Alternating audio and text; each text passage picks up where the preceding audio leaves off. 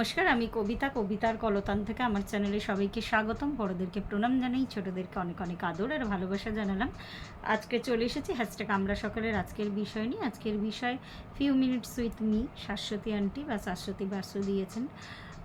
ওনার চ্যানেলের খুব সুন্দর সুন্দর উনি ভিডিও দেন। প্রকৃতি নিয়ে থেকে খুব সুন্দর সুন্দর দৃশ্য উনি তুলে ধরেন আর খুব সুন্দর তাত্ত্বিক আলোচনাও করেন। ইদানিং কিছুদিন হলো উনি ভিডিও দিতে পারছেন না কিছু পারিবারিক সমস্যার জন্য। তো অনেক ধন্যবাদ শাশ্বতী আন্টিকে এত সুন্দর একটা বিষয় দেওয়ার জন্য। বিষয়টা বলি, কৃতজ্ঞতার শিকার। যে কোনো জায়গায় অ্যান্টিটক্সিন বা অ্যান্টিসেপটিকের কাজ করে, এটা ভীষণ সত্যি কথা। আমাদের মনুষ্যত্বের কিছু গুণ আছে, আমরা যে মানুষ, সেই মানুষ হয়ে যে জন্মেছি, তো এই মনুষ্যত্বের কিছু গুণে আর কি আমরা একদম মানে কি বলবো, ইনবর্ন নিয়ে জন্মেছি, অনেক সময় আমরা ভুলে যাই, মানে হয় না, অচেতন হয়ে যাই। অচেতন মানে এই নয় যে অজ্ঞান হয়ে যাওয়া, অচেতন মানে চেতনা থাকতেও হয়তো আমরা অনেক সময় চোখ বন্ধ করে থাকি। তার মধ্যে এই গুণটার মধ্যে একটা গুণ হচ্ছে কৃতজ্ঞতার শিকার। একটা ছোট বাচ্চাও মানে নিজের ছেলে মেয়েই যদি কিছু একটা কাজে হেল্প করে দেয়, এটা তো আমি ভীষণভাবেই রুলটাকে ফলো করি। আমার ছেলেও যদি একটা ছোট্টবেলায় যখন সবে হাঁটতে শিখেছে, একটা কিছু জিনিস যদি আমার হাতে এগিয়ে দিত, আমি কিন্তু ওকে থ্যাংক ইউ বলতাম। যার ফলে কী হবে, ওর রেগুলার ওটা কানে শুনে শুনে অভ্যাস হবে। আর সেটা কিন্তু ওর ভেতরে যদি পৌঁছায়, যদি কি পৌঁছাবে, যেহেতু রেগুলার শুনে আসছে ওই কথাটা, তাহলে ও কিন্তু ঠিক সেইভাবেই ওর আউটকামটা হবে আর কি। অন্যদেরকে ও কিন্তু কৃতজ্ঞতা জানাবে বা অন্যদেরকেও থ্যাংক ইউ জানাবে, তাতে কিন্তু ওর কোনো হেজিটেশন হবে না, যেহেতু ছোটোবেলা থেকে শুনে আসছে। যেহেতু বাড়ি, যে কোনো কিছুর বেস তো হচ্ছে আমাদের পরিবার, আমাদের বাবা মা, আমাদের বাড়ি, যে কোনো কিছুর রুট। তো সেই রুটটা যদি ওরকমভাবে তাকে যদি শিক্ষা দেওয়া যায়, অবশ্যই তার ফল কিন্তু প্রকাশ পাবে। তো এই কৃতজ্ঞতার শিকার অনেকে, এরকম অনেক কথা শোনা যায়, বন্ধুদেরকে থ্যাংক ইউ বলতে নেই বা হ্যাঁ, এবার অনেকবার হয়তো থ্যাংক ইউ বললে সামনের মানুষটা একটু লজ্জিত বোধ করে আর কি। সে মনে করে এমন আর কি করেছি, কিন্তু থ্যাংক ইউ বলাটা সবসময় উচিত। বা তার উপরে কি বলবো আর কি, ধন্যবাদ জ্ঞাপনের অনেক রকমের পদ্ধতি আছে। মুখে তো অবশ্যই বলা উচিত, তার সাথে সাথে তার ওপর সে মানে তার কৃতজ্ঞতার উপরে মানে কিভাবে বোঝাবো ব্যাপারটা, মানে তার ওপর যে মানে কৃতজ্ঞ আমি, সেটা বোঝানোর অনেক ধরনের আর কি ব্যবস্থা আছে। আমি তো বললামই, আমার ছেলেকে ছোটোবেলা থেকে শিখিয়েছি। ইভেন বাইরেও মানে কোনো মানুষের থেকে আমি আজীবন ভর, আমি এটা সবসময় স্বীকার করি, আমি পরিবারের মানুষদের থেকেও বেশি কিন্তু বাইরের মানুষজনের থেকে আমি কিন্তু অনেক রকমের হেল্প পেয়েছি। একটা সময় যখন অনেকটা স্ট্রাগল করছিলাম বাচ্চা নিয়ে, চাকরি বাকরির ক্ষেত্রে, তো চাকরি বাকরি যখন করছিলাম, তো সেই ক্ষেত্রে অনেক মানুষ কিন্তু আমাকে হেল্প করেছিল, আশেপাশের নেবাররা বা যার বাড়ি ভাড়া থাকতাম। আমি কিন্তু এখনও পর্যন্ত তাদের উপর গ্রেটফুল। আমি একবার মানে বছরে 2-3 বার হলেও তাদের সাথে দেখা করি, তাদের সাথে যোগাযোগ রাখি, বা তাদের কোনো বিপদের কথা শুনলে কিন্তু আমি অ্যাটলিস্ট ফোনে খবর নিই, যতই আমি ব্যস্ত থাকি না কেন। তো কৃতজ্ঞতাটা না সবসময় একটা ইনার ভয়েস হওয়া দরকার।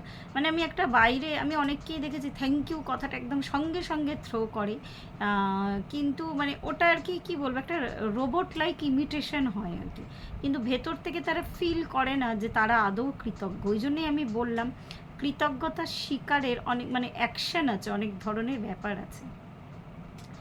তো অনেকে আবার এটা বলেন, সাহেবরা দেশ থেকে চলে যাওয়ার সময় দুটো কথা দিয়ে গেছে, একটা হচ্ছে সরি, একটা হচ্ছে থ্যাংক ইউ। এটা মজা করে অনেকে বলেন, কিন্তু আমার মনে হয় যেই দুটো কথা আমাদের জীবনে যদি মূল মন্ত্র হিসেবে আমি ধরে নিতে পারি, তাহলে কিন্তু জীবনের অনেক ক্ষেত্রে অনেকটা স্মুথ হয়ে যায়।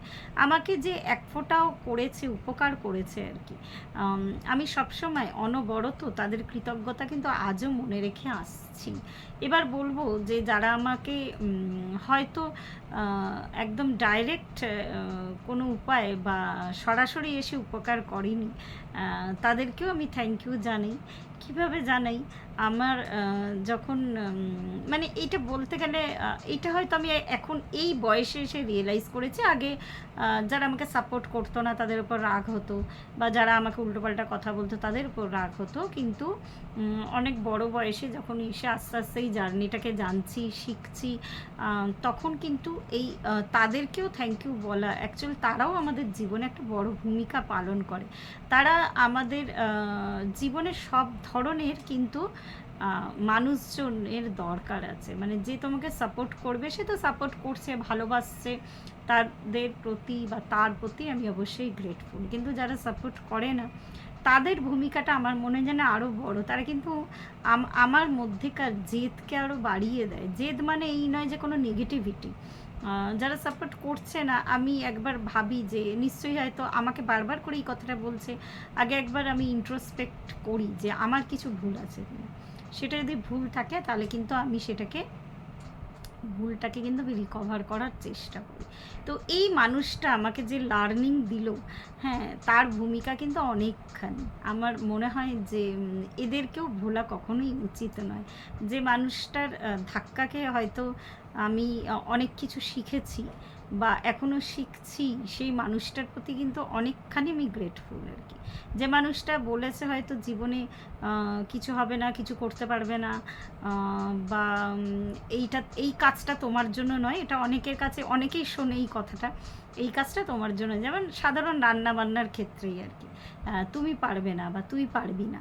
তো সেই ক্ষেত্রে কিন্তু সেটা যদি চ্যালেঞ্জ হিসেবে নেওয়া যায়, তাদের অবশ্যই তাদের উপর রাগ না রেখে তাদের উপর গ্রেটফুল থেকে, মানে তারা তোমাকে পোক করছে কিছু শেখাবে বলে, এইটা যদি মেনে নিতে পারি আমি, না আমি বা আমরা, এটা কিন্তু একটা বড় লার্নিং।